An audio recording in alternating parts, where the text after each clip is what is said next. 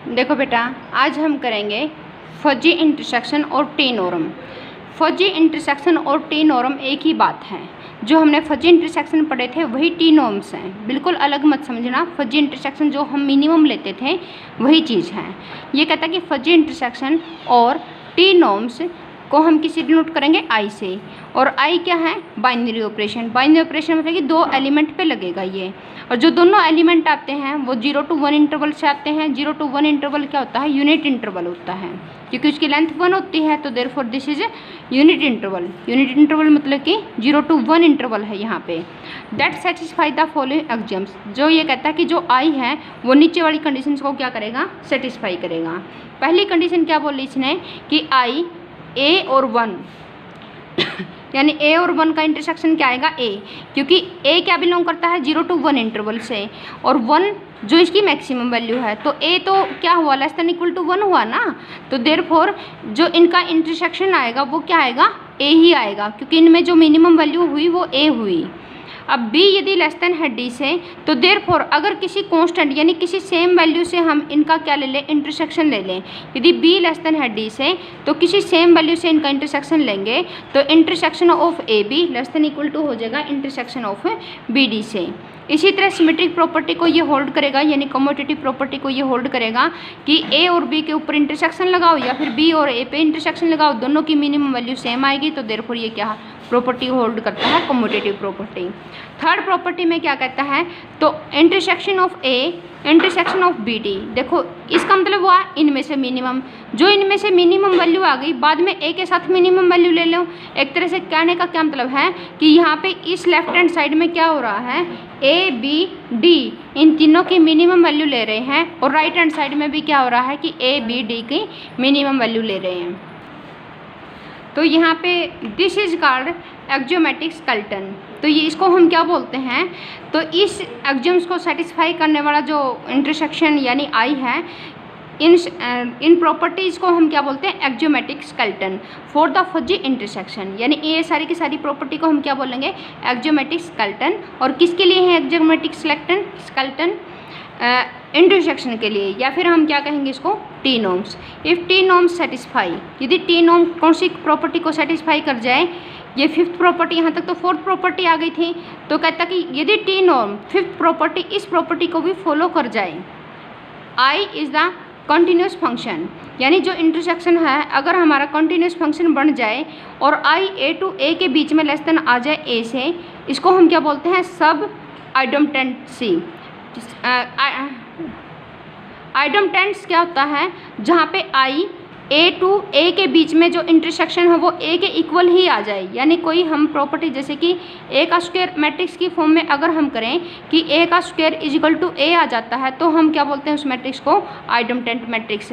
तो इसी तरह आई ए टू ए के बीच में अगर लेस देन हो जाता तो वो क्या हो जाएगा? सब आइडोमटेंसी प्रॉपर्टी हो जाएगी। देन इट इज़ कॉल्ड, यानी फिफ्थ और सिक्स्थ प्रॉपर्टी को भी अगर कोई इंटरसेक्शन फॉलो कर लेगा तो हम क्या कहेंगे? तो it is called Archimedean t norm. तो उस टी नॉर्म को हम क्या कहेंगे? Archimedean T norms. और सेवन्थ प्रॉपर्टी क्या दे दी इसने? A1 इज़ लेस देन है A2 से एंड B1 लेस देन है B2 से। अगर A1 A2 से लेस देन, B1 B2 से लेस देन, तो ये कहता है तो इंटरसेक्शन A1 और B1 का लेस देन आएगा इंटरसेक्शन ऑफ A2 B2 से। और इसको हम that is strict monotonically hold. इसमें क्या डिफरेंस है? यहाँ पे देखो, यहाँ पे इक्वलिटी थी और यहाँ पे क्या है? स्ट्रिक्ट ग्रेटर देन है। समझ आ गया? स्ट्रिक्ट का सिंबल है ना, यहाँ पे इक्वलिटी तो है ही नहीं, तो इसको हम क्या बोलते हैं? ये तो था मोनोटोनिसिटी, और इसको हम क्या बोलेंगे? Strict monotonicity hold. It is called a strict Archimedean T norms. तो हम क्या कहेंगे इस केस में? अगर ये वाली प्रॉपर्टी भी होल्ड हो जाती है यहाँ तक, यानी 4 तो ये और 2 ये, तो हम कहेंगे आर्किमिडियन टी नॉर्म्स, और 4 ये और 2 ये और 7th ये। यदि ये 7 प्रॉपर्टी को फॉलो कर देता है तो इसका मतलब कि टी नॉर्म्स का उस केस में हम क्या कहेंगे? मोनोटोनिसिटी, स्ट्रिक्ट मोनोटोनिसिटी होल्ड, और इसको हम क्या कहेंगे? Strict Archimedean T norms. समझ आ गया? कोई भी अगर फजी इंटरसेक्शन है वो इन प्रॉपर्टी को फॉलो अगर करता है तो उसको हम कहेंगे strict Archimedean T norms. Note में देखो क्या है, if for all A belongs to 0 to 1, अगर हम 0 to 1 इंटरवल में से कोई भी ए अगर उठा लें तो ये कहता है कि then intersection a to a is equal to a होगा, then it is called idempotents t norm. अगर इंटरसेक्शन ए और ए के बीच में इंटरसेक्शन ए के इक्वल होगा तो उसको हम क्या बोलेंगे, आइडेंटेंट। अगर लेस देन होगा तो क्या बोलेंगे, सब आइडेंटेंट्स। समझ आ गया इसमें और इसमें डिफरेंस। लेस देन है तो सब, क्योंकि देखो जैसे सबसेट लेते हैं वो कंटेनमेंट का साइन होता है ना, तो देयरफॉर यहाँ पे ये नंबर है तो कंटेनमेंट तो होने से रहा, तो देयरफॉर ये लेस देन आएगा यहाँ पे सब में, और आइडेंटेंट में क्या आएगा, equal. Clear.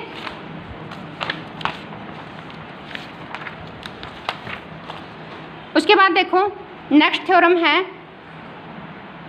Prove the standard intersection is only idempotent t norm. Prove करना है कि जो स्टैंडर्ड इंटरसेक्शन है वो वही सिर्फ स्टैंडर्ड इंटरसेक्शन ही क्या होती है, आइडेंटेंट टी नॉर्म होती है। कौन सी इंटरसेक्शन, जो स्टैंडर्ड इंटरसेक्शन होती है मिनिमम वाली, तो ये कहता है कि सिर्फ वही क्या होता है, ओनली आइडेंटेंट टी नॉर्म होती है। तो देखते हैं इसको प्रूव करके। The standard intersection is defined by, standard intersection कैसे डिफाइंड होता है बेटा, ए यदि 0 to 1 में बिलोंग कर लिया और उनका जो मिनिमम देखेंगे, ए और ए के बीच में मिनिमम कौन सा आएगा बताओ, ए और ए में से कौन सा मिनिमम आएगा, ए ही तो आएगा क्योंकि दोनों नंबर सेम है, तो देयरफॉर मिनिमम क्या आएगा, ए आएगा। Suppose if possible there is another T norm, ये कहता है कि मान ले कि कोई दूसरा टी नॉर्म है, यानी स्टैंडर्ड इंटरसेक्शन के अलावा कोई दूसरा इंटरसेक्शन है जो स्पेशली डिफाइंड किया है। ये कहता है कि कोई दूसरा टी नॉर्म है जिसके ऊपर आइडेंटेंट प्रॉपर्टी होल्ड होती है।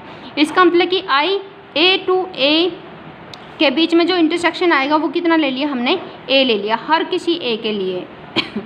देन फॉर एनी ए और बी बिलोंग्स टू 0 to 1, अब हम ये केस लगाएंगे, यदि ए और बी दो नंबर उठा लिए हमने 0 to 1 में से, यदि a less than equal to है बी से, सेकंड केस में क्या लिया, a is greater than equal to B.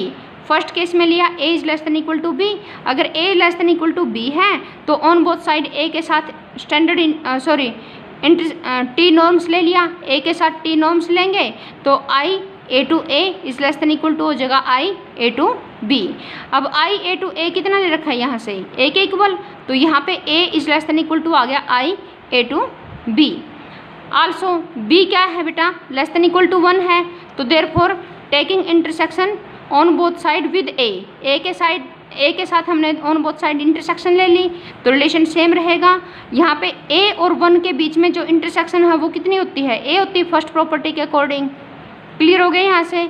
अब देखो यहाँ से a is less than equal to this, यहाँ से this is less than equal to a, तो ऑन बोथ साइड से क्या आ गया, इक्वलिटी आ गई।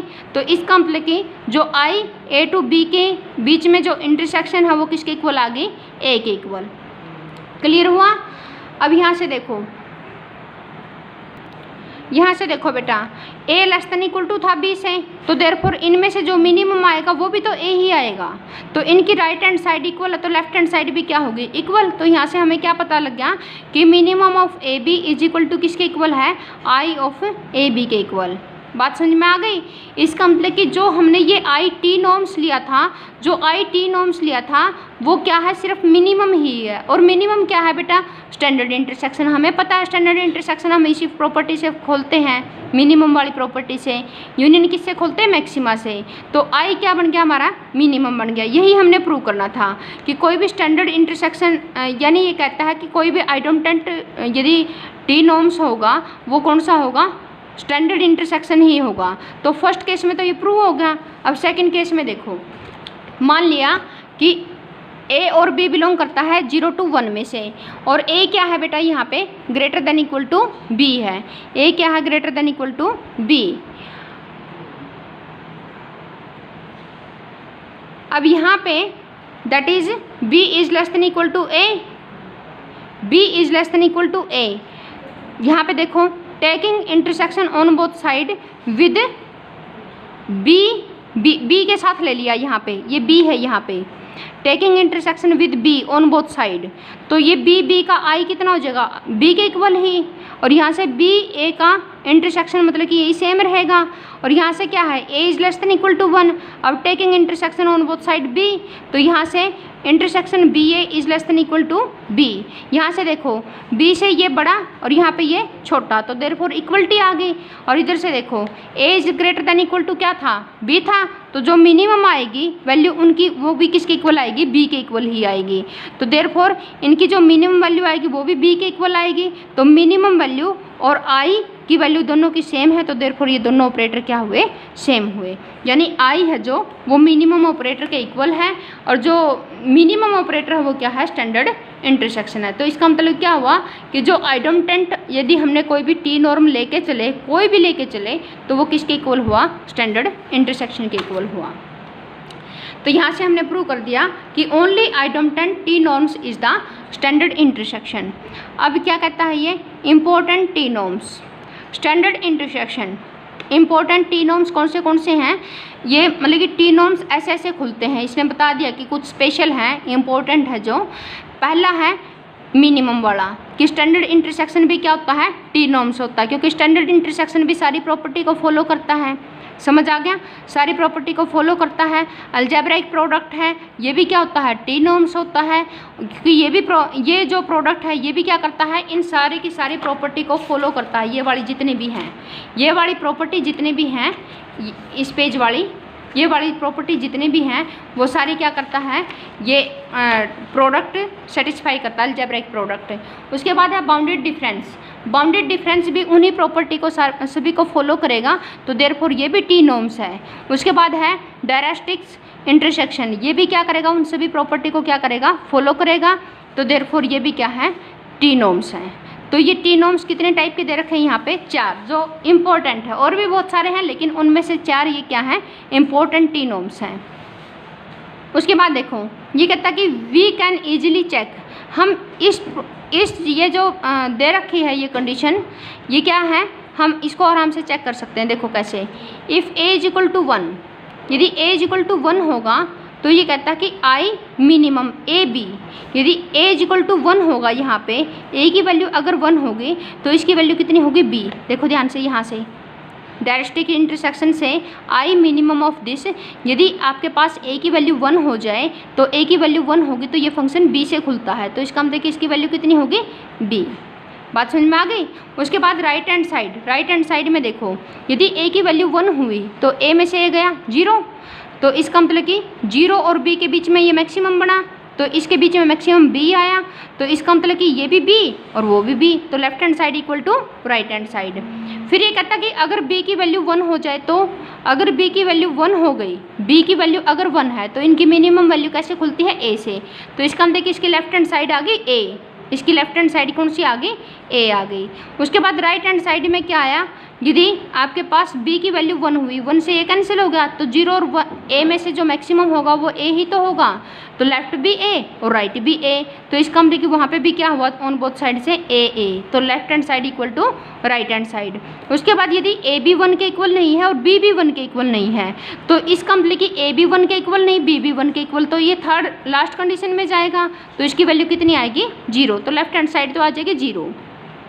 राइट हैंड साइड में क्या आएगा, ए भी 1 नहीं है, बी भी 1 नहीं है, तो इसका मतलब कि कुछ और हैं ये वैल्यूज़, तो इसमें से जो मैक्सिमम वैल्यू आएगी वो हमेशा क्या आएगी, 0 या 0 से बड़ी आएगी, तो देयरफॉर ये ग्रेटर देन का क्या आ जाएगा, सिंबल आ जाएगा। तो तीनों केस हमने डिस्कस कर लिए, जब a की वैल्यू 1 होगी, जब b की वैल्यू 1 होगी, जब a भी 1 नहीं होगा, b भी 1 नहीं होगा, तो ऑल सभी से क्या आ गया, ये कंडीशन सेटिस्फाई होगी। इसी तरह राइट हैंड साइड वाली देखो, अगर a इक्वल टू 1 है, a इक्वल टू 1 है तो a b की वैल्यू b ही होगी। उसके बाद मिनिमम वैल्यू देखो, a और b के बीच में जो मिनिमम वैल्यू होगी वो क्या होगी, मिनिमम ऑफ a की वैल्यू 1 पुट कर दी, 1 और b में से मिनिमम वैल्यू b आएगी। अब ये कहता है अगर b की वैल्यू 1 हो, अगर b की वैल्यू 1 हो तो a से मल्टीप्लाई कर दो, तो a b की वैल्यू कितनी हो जाएगी, a हो जाएगी, और मिनिमम ऑफ b की वैल्यू 1 पुट करेंगे तो इनकी मिनिमम वैल्यू a आ जाएगी। समझ आ गया इतना। उसके बाद क्या है यहाँ से कि ए भी 1 नहीं है, बी भी 1 नहीं है, तो इसका मतलब कि ए भी लेस देन 1 और बी भी लेस देन 1। तो इसका मतलब कि ए बी यहाँ से बी से मल्टीप्लाई कर लो, यहाँ से ए से मल्टीप्लाई कर लो, तो A B less than B और A B less than A, यानी ऑन बोथ साइड से ए बी क्या है, ए और बी दोनों से क्या है, छोटा है। अगर ए और बी दोनों से छोटा तो इसकी मिनिमम वैल्यू से भी छोटा होगा। तो इसका मतलब क्या हुआ कि ए बी की value is less than equal to आ गई किससे, मिनिमम ऑफ ए बी से। यहाँ से तो इक्वलिटी आई है और यहाँ से लेस देन आई है, तो देयरफॉर ऑलमोस्ट क्या हो गया, ये रिलेशन, यहाँ से ये रिलेशन सेटिस्फाई हो गया, यहाँ से ये रिलेशन सेटिस्फाई हो गया, तो ये रिलेशन क्या हो गया, यहाँ से सेटिस्फाई हो गया।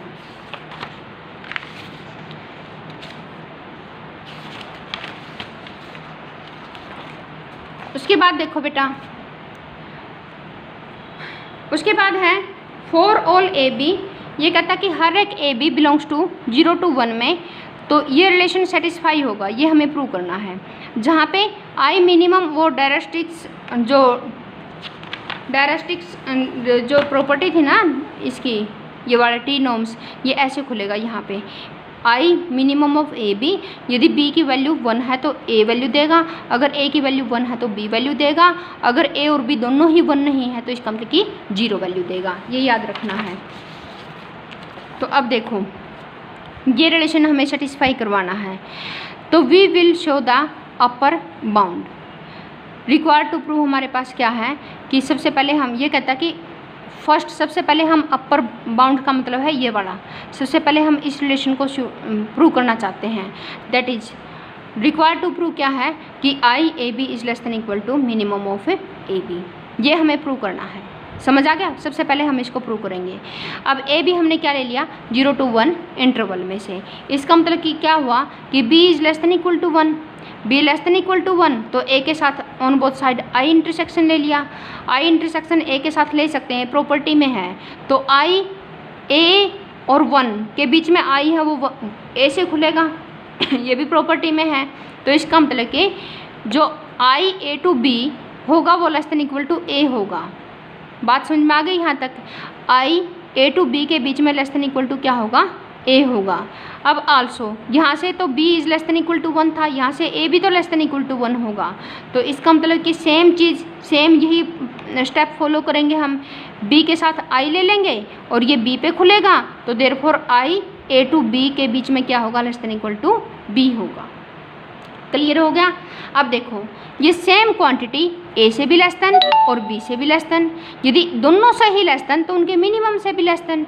सोच के देखो, यदि कोई सेम चीज़ है, मैं कह रही हूँ कि मान लिया कि a की वैल्यू b से भी लेस देन है और c से भी लेस देन है, तो उनमें से जो मिनिमम आएगा उससे भी लेस देन आ जाएगी। समझ आ गया। तो therefore i a to b के बीच में less than equal to minimum of a to b आ जाएगा। अब हमें क्या प्रूव करना है बेटा कि जो i मिनिमम, अब ये रिलेशन प्रूव करना है, ये पढ़ा, ये तो प्रूव कर दिया, अब ये इस वाले को प्रूव करेंगे हमें, अब ये प्रूव करना है। अब व्हेन, अब यहाँ पे केस चलेंगे। केस क्यों चलेंगे, क्योंकि ये तो केस पे ही खुलता है, इसको तो खोल ही केस पे सकते हैं हम। अब ये कहता है कि अगर a की वैल्यू 1 हुई, अगर a की वैल्यू 1 हुई तो ये तो आ जाएगी b वैल्यू, क्योंकि इसकी ये तो b पे जा कर के खुलेगा। फिर यदि a की वैल्यू 1 हुई तो ये वैल्यू आ जाएगी b, इसकी लेफ्ट हैंड साइड। अब राइट हैंड साइड में 1 और b के बीच में i होगा प्रॉपर्टी से, वो b के इक्वल खुलेगा। समझ आ गया।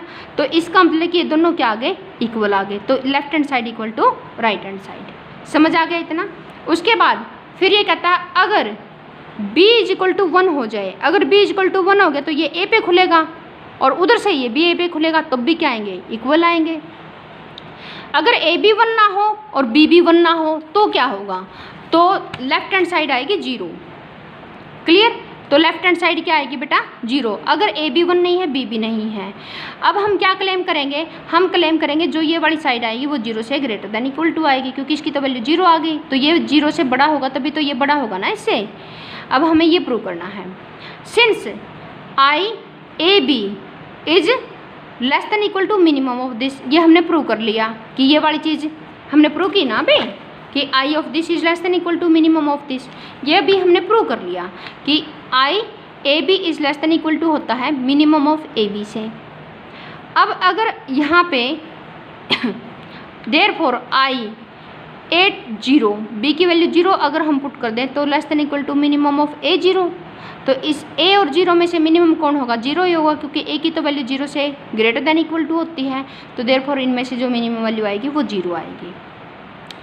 बट देन ये अगर इसकी value less than equal to 0 आ गई तो इसका मतलब कि ये always greater than equal to 0 होता है, तो इसकी वैल्यू 0 के ही इक्वल हो जाएगी।